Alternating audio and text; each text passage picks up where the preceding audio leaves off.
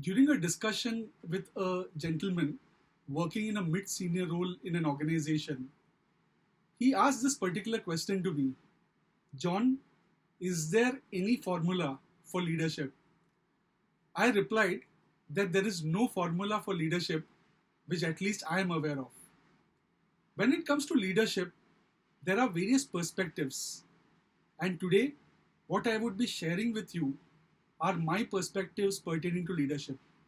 So I believe that there is nothing right or nothing wrong, and at the end of the day, my perspectives may be very different from what anyone else's perspective would be.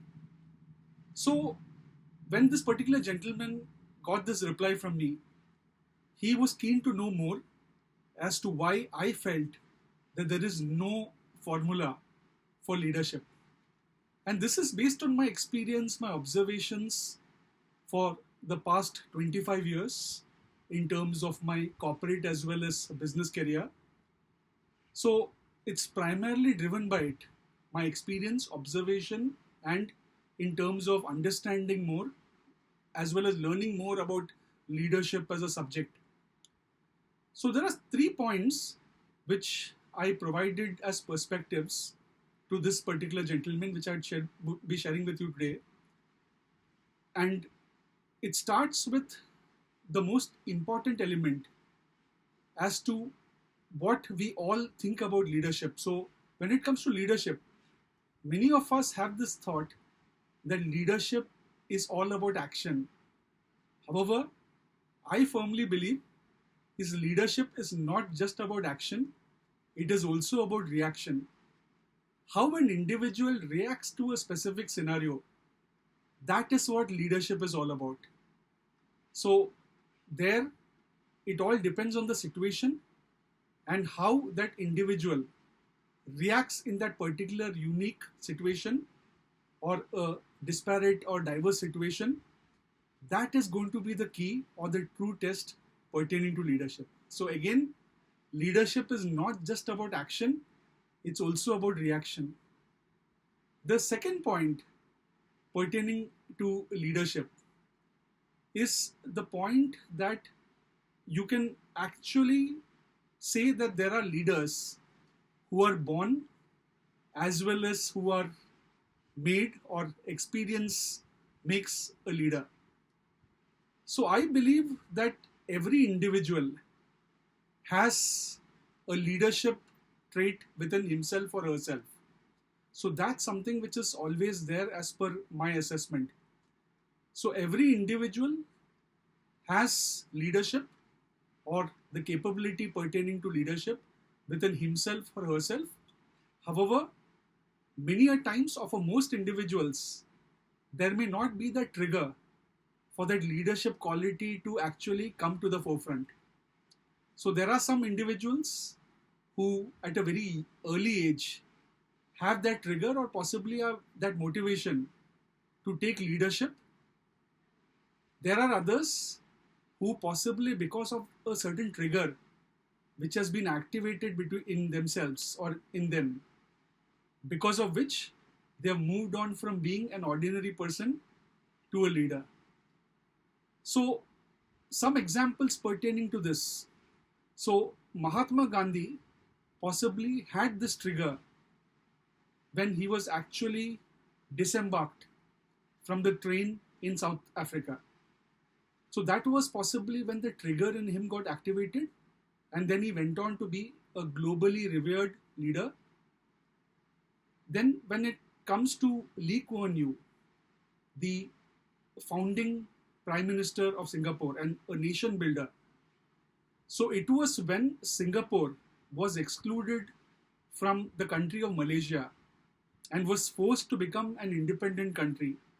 That is when the leader in him got activated, and he then went on to be a catalyst in the transition of Singapore from a third world poor country to a developed and prosperous nation in a span of 3 decades or so.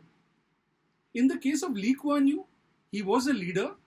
However, because of that particular leader, because of that particular trigger, His leadership qualities pushed him to become a key catalyst in the development and growth of an entire country. Then, when it comes to business, Jamshedji Tata, the founder of the Tata Group of Companies, he was not allowed to enter a hotel in Bombay, now called Mumbai. And it was then that he had this thought, or there was this trigger which got activated, and he went on to set up the Taj Group of Hotels, which is one of the most respected and famous hotels in the world. So there are various elements which, or situations, which create a trigger for a person to become a leader.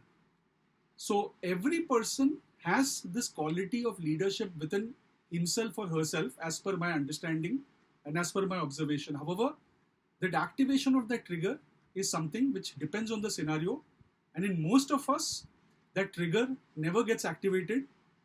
It is dormant in many cases for the entire lifetime, because of which most individuals don't graduate or don't transition to becoming a leader. So the status quo is maintained in many cases or most cases, and in the case of a select few, people go on to become robust leaders. The third point is, when it comes to leadership, we talk about leadership styles. So it could be an authoritative leadership style or an autocratic leadership style, a consensus driven or democratic leadership style, someone who's hands off as a leader, someone who's more hands on. So regardless of whatever, when it comes to leadership, as per my understanding, you can't have just one leadership style within you. Your primary style may be of one specific attribute or dimension. However, a true leader has an amalgamation of various leadership styles, because depending on the situation, you need to exhibit or demonstrate that leadership style. So at times, you have to be consensus driven. At times, you may also be required to be a bit authoritative, because it all depends on the situation. And that is what the magic of leadership is all about. So these were the 3 points which I shared with the gentleman, which are my perspectives pertaining to leadership. So once again, summarizing those 3 points. So one, when it comes to leadership, we all have a leader within us.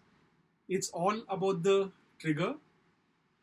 2, there are leadership styles, different kinds of leadership styles within many of us. However, true leadership is an amalgamation of various kinds of leadership styles. And the last, however not least point, is when it comes to leadership, we all have a leader within us, and it's all how we kind of motivate ourselves and push ourselves to bring that leader to the forefront. Thank you very much for your time.